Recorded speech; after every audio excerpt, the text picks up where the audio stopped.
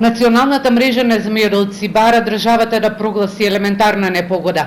Високите температури и дождови се причина за појава на болести и штети на земјоделските култури.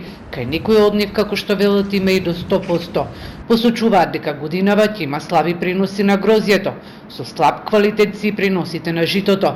Исто да се очекува за кочанскиот ориз и ресенското јаболко. Када се нанесува катастрофални штети од поплави, болести, имавме присуство и на град.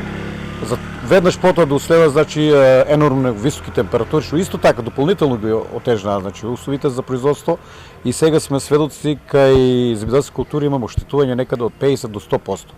Така да земјоделци сега се наоѓаат во една многу деликатна состојба, буквално не можат да поминат сезоната.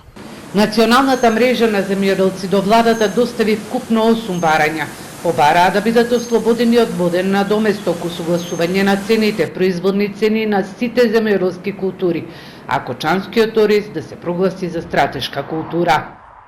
Реално, македонскиот земјоделец и македонското земјоделие е колапс, може да слободно да кажеме клиничка смрт, и ако не се интервенира, држава со некои по-обемни зафати, да речеме и финансиски и техничка подршка на земјоделците, ние дефинитивно ќе немаме храна. Ние ќе се соочиме со дефицит на храна.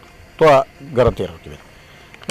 И тоа што го имаме производство, и тоа производство ќе го изгубиме во наредниот период, така да како држава дефинитивно ќе бидеме увозно зависни 100%. Барањата ги доставиле пред 10 дена, а одговор се уште немаат од ресорното министерство.